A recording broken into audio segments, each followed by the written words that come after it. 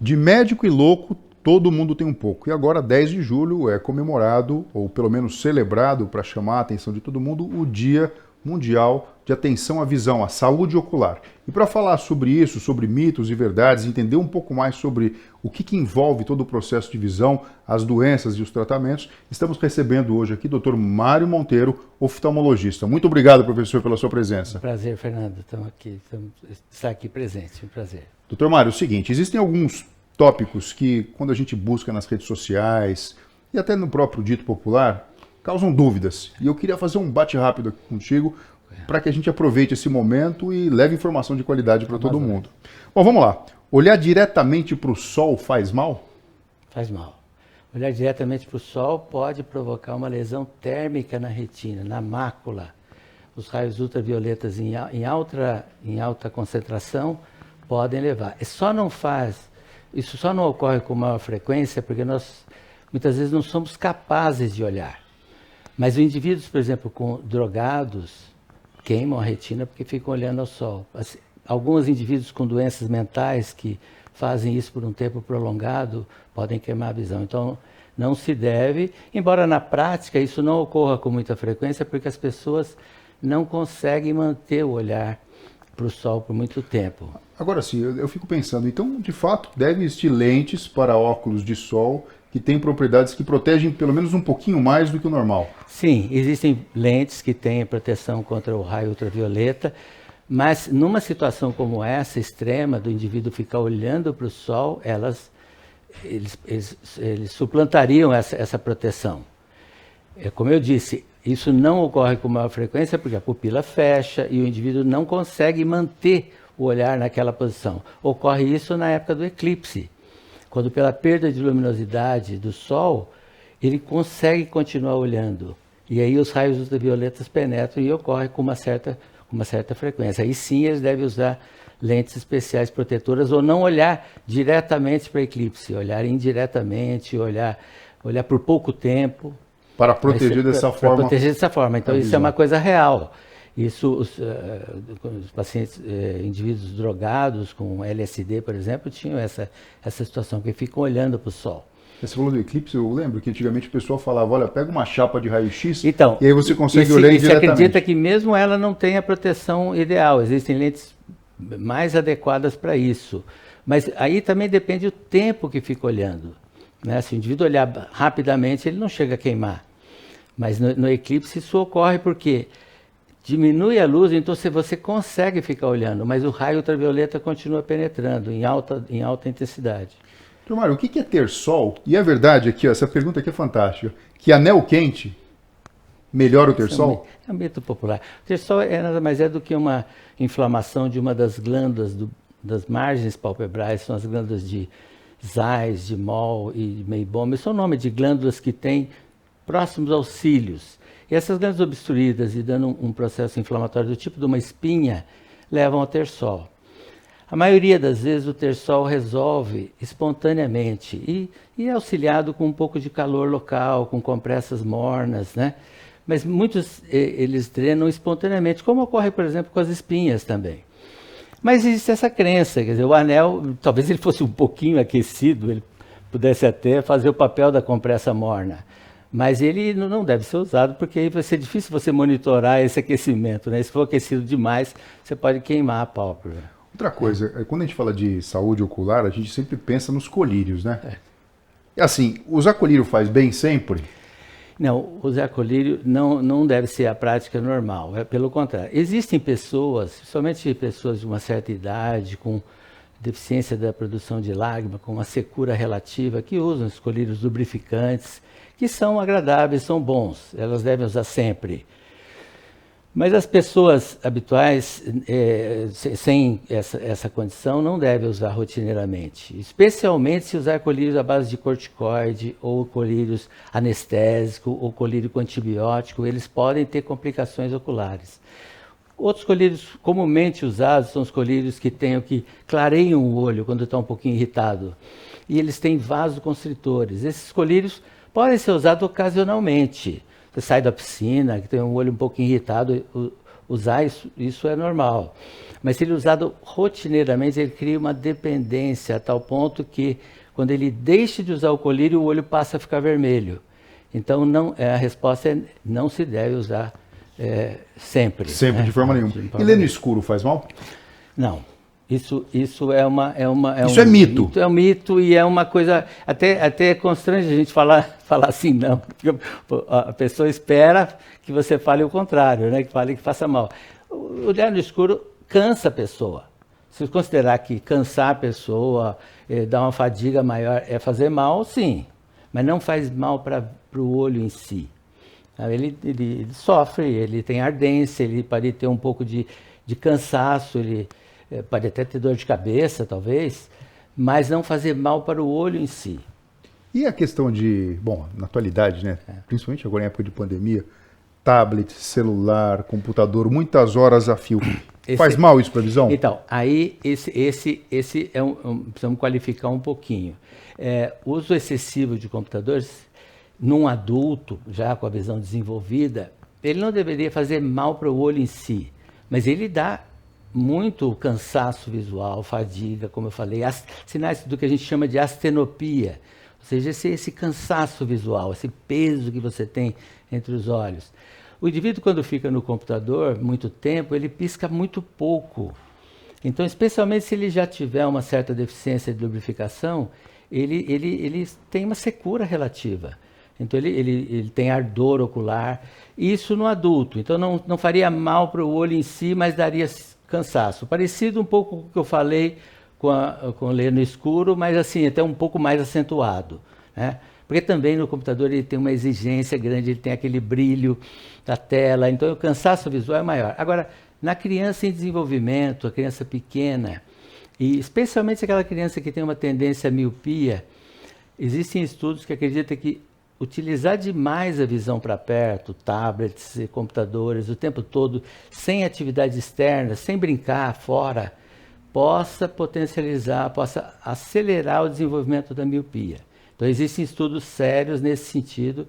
Então, a recomendação é que a gente não, vamos dizer, intercale períodos que a criança fique com essas atividades, que hoje em dia são inevitáveis, com períodos de atividade externa, em que ela brinque fora ao ar livre, entende? Agora, isso porque o indivíduo que tem miopia, ele tem dificuldade de ver para longe. Sim. E porque a conformação do olho dele é um pouco mais alongada e a imagem se forma antes da retina. É isso? Isso. Isso daí, a explicação de como é um pouco complexa, mas quando a gente olha para perto, a gente aciona o músculo da acomodação para trazer o foco. Um indivíduo que não tem erro refracional nenhum, quando ele olha para longe, o olho está em repouso, o foco está direto na retina, né? Os raios paralelos são focalizados na retina. Os raios que vêm paralelos já estão focados na retina. Mas quando ele olha para perto, os raios não estão vindo paralelos, os raios estão vindo próximo. Então, ele precisa mudar o foco. Caso contrário, ele não estaria focado na retina. Então, ele tem que acionar o músculo da acomodação e mudar a curvatura dessa lente interna, que é o cristalino. Quando ele faz essa contração mantida numa criança em desenvolvimento, interferiria no desenvolvimento do tamanho do olho. Isso porque, então, a luz entra por aqui. A luz entra por aqui. E a imagem, ela deveria ser exatamente na retina. Na retina, que é esse neuroepitélio que faz a transformação do estímulo luminoso no estímulo elétrico. Exatamente. O estímulo faz uma reação fotoquímica aqui que transforma o estímulo luminoso em elétrico. E na situação normal, esse conjunto dessas duas lentes, que são a córnea e o cristalino, teria uma lente tal que faz com que os raios paralelos foquem diretamente na retina. Esse é o emétrope, o indivíduo que não tem erro refracional. Só que isso se aplica quando ele está olhando à distância. Quando ele está olhando nessa posição próxima, os raios vêm divergentes. Então, se ele não fizesse nada, esses raios divergentes estariam focados aqui atrás. Não são mais raios paralelos, são raios divergentes que levaram o foco para trás. Com isso, ele tem que acionar a acomodação do cristalino mudar o foco interno e trazer essa imagem de volta para a retina. Quer dizer, muda a conformação do cristalino, cristalino, que é essa lente interna. E ela é mudada através de uma contração de um músculo circular chamado músculo ciliar. Como se fosse um esfíncter que Um aperta. esfíncter que aperta e como o cristalino está... O esfíncter está aqui, o cristalino está preso a esse esfíncter por umas zônulas que são pequenas linhas, pequenas aderências. Pequenas aderências. Então, quando ele contrai, o cristalino, pela elasticidade, que é assim, se transforma dessa forma. Quando ele muda, então, o músculo não aperta o cristalino, ele simplesmente relaxa a zônula. E faz com que o cristalino mude de forma, dessa forma para essa forma. E traz, então, o foco aqui para a posição correta. Isso é o que todos nós fazemos para perto. Talvez você... Natural. Eu talvez não, porque agora já preciso de ajuda, porque depois dos 40 e pouco nós temos a vista cansada. A maioria das pessoas precisa de óculos para fazer esse mecanismo. Mas a criança faz isso com muita propriedade. Ela foca nessa distância, ela tem uma capacidade imensa. Então, o que se acredita é que crianças que estejam com o olho em crescimento, ele focando muito tempo, isso interfira no desenvolvimento do tamanho do olho em si. Nesse comprimento aqui. Nesse comprimento. E isso potencializaria o desenvolvimento de miopia, ou aceleraria a miopia naquele que tem tendência. Eu entendi.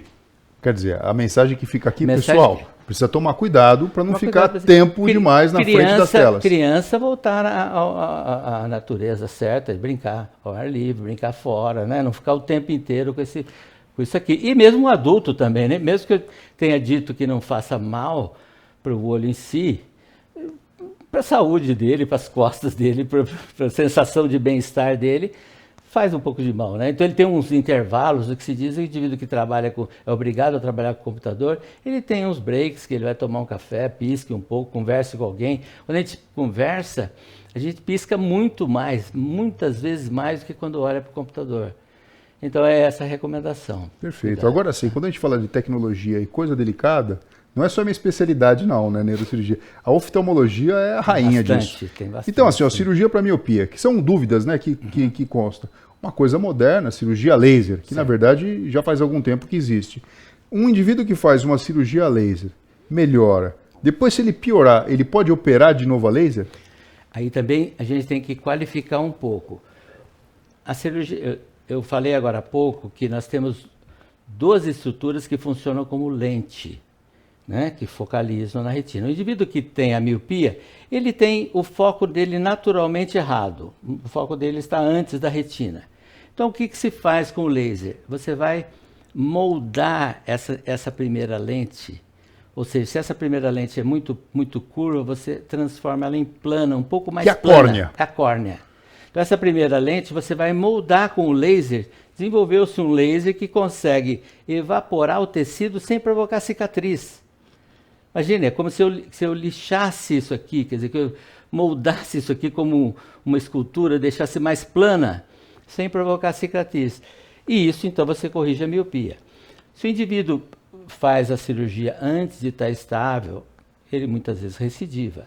Mesmo quando você faz com critério, o indivíduo no tempo certo, pode eventualmente voltar um pouquinho a miopia. Não é tão comum na miopia.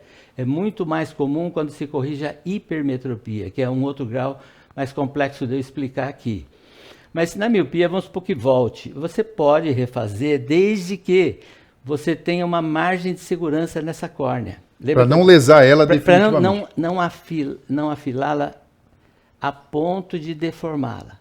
Entendi. Entendeu? Existe um limitante que a gente sabe hoje em dia, existem aparelhos que você mede a espessura. Como você vai ter que, vamos dizer, entre aspas, lixar essa córnea, quer dizer, afinar essa córnea, você precisa ter uma margem de segurança. Se você já fez a cirurgia no limite e ela voltou, você não deve fazer mais.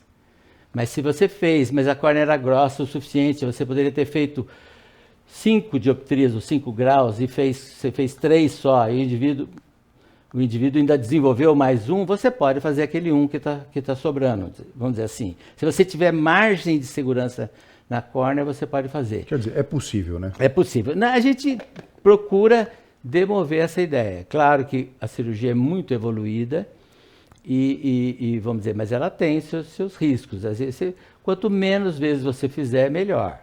Né? Em casos excepcionais, você pode repetir. É possível, como você falou. Perfeito. Tá? Em linhas gerais, quem não usa óculos e precisa usar, mas não usa, piora a visão? Está fazendo um malefício para os olhos? Essa é uma outra pergunta interessante, já existiu de todo jeito. Quer dizer, o indivíduo fala, bom, foi me receitado óculos, não vou usar, senão aumenta o grau. E o outro fala, não usa, senão aumenta. Nem uma coisa nem outra.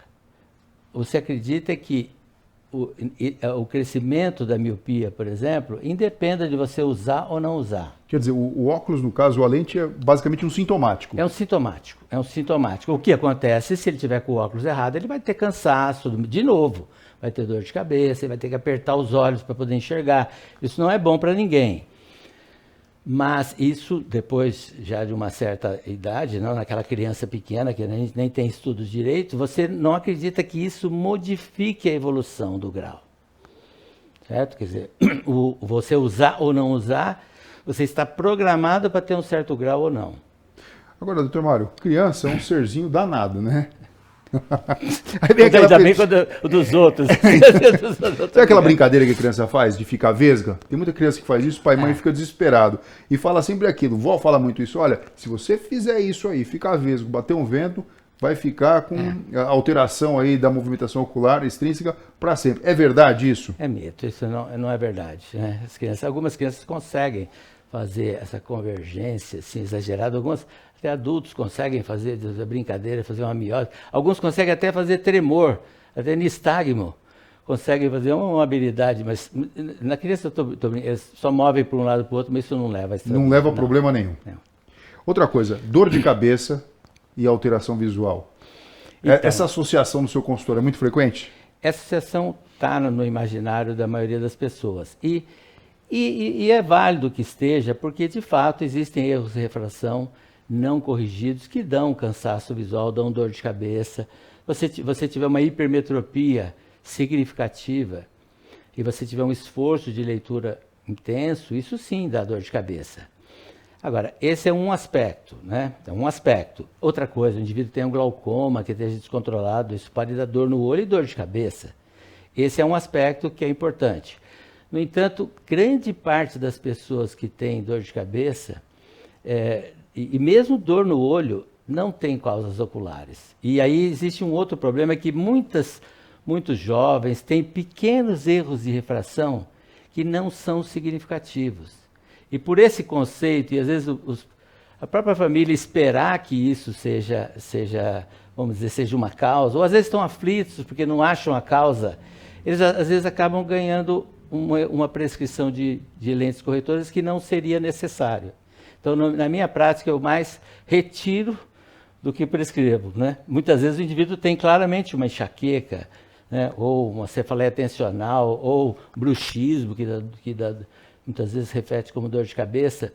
Então, eu diria que tem a ver, mas não sempre, certo? Quer dizer, é uma causa, e é uma causa tratável, uma causa fácil de resolver, mas tem que se tomar cuidado para não exagerar e não transformar isso numa relação de causa e efeito. Não transformar em uma relação de causa e efeito e não atuar o que é a causa real, que é uma enxaqueca, ou uma cefaleia tensional, ou uma outra causa. Doutor Mário, pode dormir de lente de contato? Então, a resposta simples é não. Né? E isso se aplicava até há pouco tempo. A gente nunca falava para os pacientes dormirem com lente de contato. Só que, mais modernamente, se desenvolveram algumas lentes que são apropriadas para dormir. Mas, mesmo assim, a gente pede para evitar. Então, só excepcionalmente, em casos excepcionais, que a gente reforça essa situação. E a lente não deixa de ser um corpo estranho, que foi evoluído de tal forma em que a gente consegue usar. A oxigenação da córnea é feita através da lágrima, que passa pela lente de contato. Então, as lentes gás permeáveis modernas, elas permitem isso. Mas muito melhor que você dê um intervalo, tire à noite e dê um intervalo para aquela córnea, entende? Então, a resposta, salvo casos excepcionais, é você não dormir de lente. Outra coisa, quais são os sintomas visuais que devam chamar a atenção das pessoas que estão assistindo aqui para coisas graves relacionadas à saúde ocular? Essa é uma coisa importante quando a gente fala de saúde ocular. Então, sintomas, alterações súbitas da visão. Né? O indivíduo enxergava bem, de repente ele nota uma mancha ou uma perda de um setor, flashes de luz que ele perceba e que nunca percebeu, vamos dizer, de visão dupla, é um sintoma que claramente remete a um problema que pode ser até neurológico. O indivíduo que tem a vermelhidão ocular, principalmente a vermelhidão ocular com alteração visual, né? Sensação de ardor permanente, né? Sensação de dor ocular, especialmente aquela com embaçamento visual. Eu diria que essas seriam as principais. E déficit visual de uma maneira geral. Mas essas alterações súbitas, mais abruptas, que são as mais preocupantes, né? Que exigiriam não uma consulta mais próxima. Eu colocaria ainda, além de manchas na visão, você deformação na visão, você vê as imagens distorcidas, é um sinal de doenças da mácula. E aí, é importante também o indivíduo saber se ele também já tem antecedentes de doenças oculares na família, né? Ou se ele tem doença sistêmica que possam comprometer os olhos, uso de medicações que possam acometer os olhos. Então, eu diria que,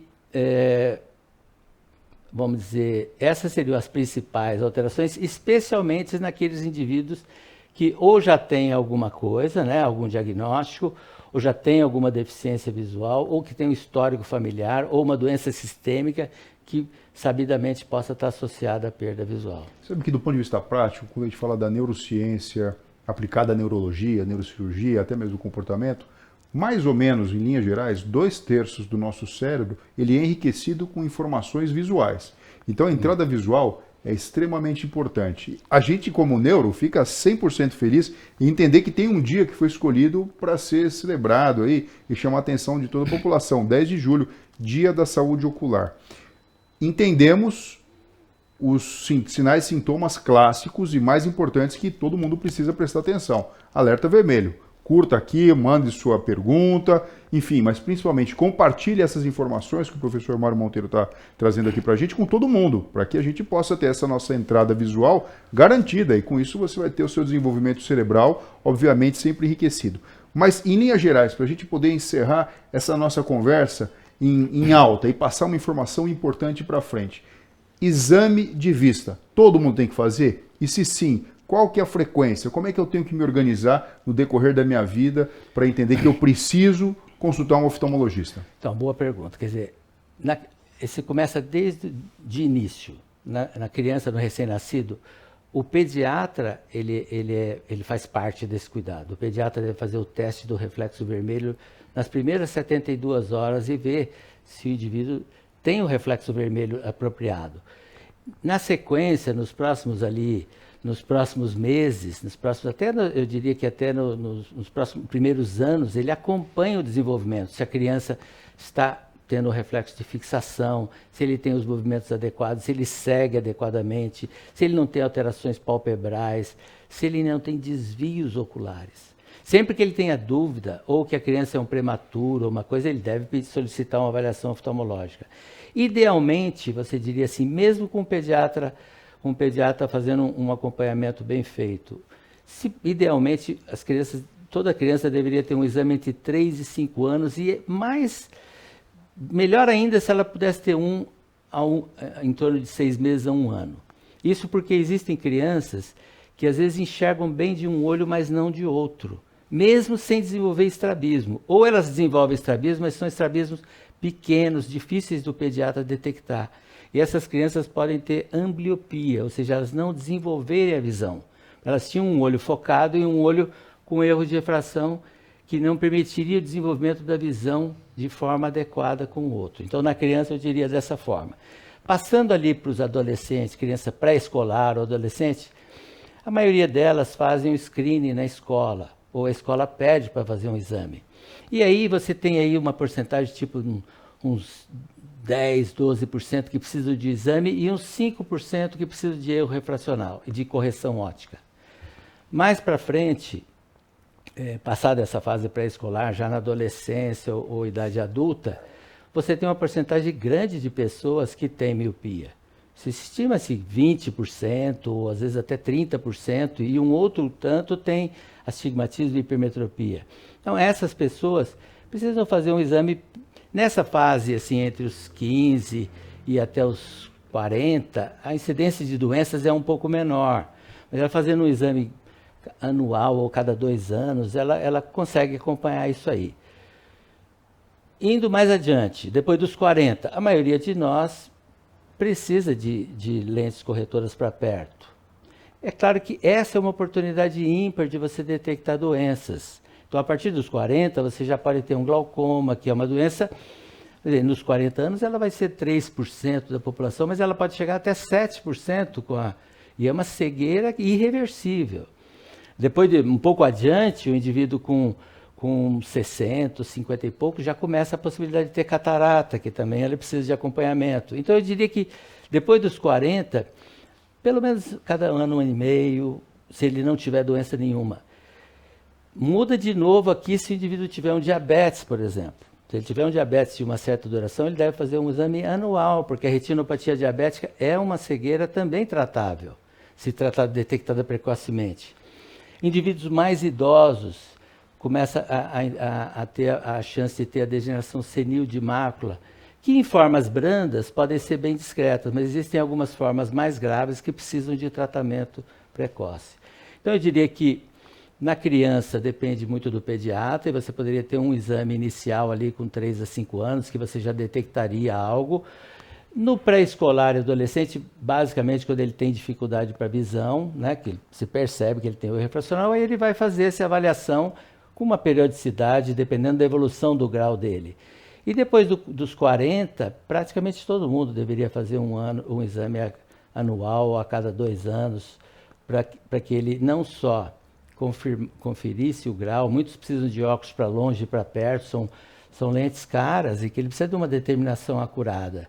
E também para ele detectar precocemente doenças como glaucoma e outras retinopatias que podem ser tratadas de forma precoce. Dr. Mário Monteiro, meu professor, muito obrigado pelas orientações. A gente troca muita informação em paciente, né? Bom, porque o Dr. Mário Monteiro tem uma especialidade que chama neurooftalmologia, né? Então alguns pacientes que têm hipertensão intracraniana idiopática, que é o famoso pseudotumor cerebral, e outras doenças, né, que acabam sendo convergentes, né? Esclerose múltipla, da neurologia e da oftalmologia, a gente trabalha em conjunto, né, professor? Muito bom. É isso aí. Prazer estar aqui com você, viu? Prazer. Muito obrigado e, pessoal, curta, compartilhe e leve essa informação para frente. Dia da Saúde Ocular. Até breve.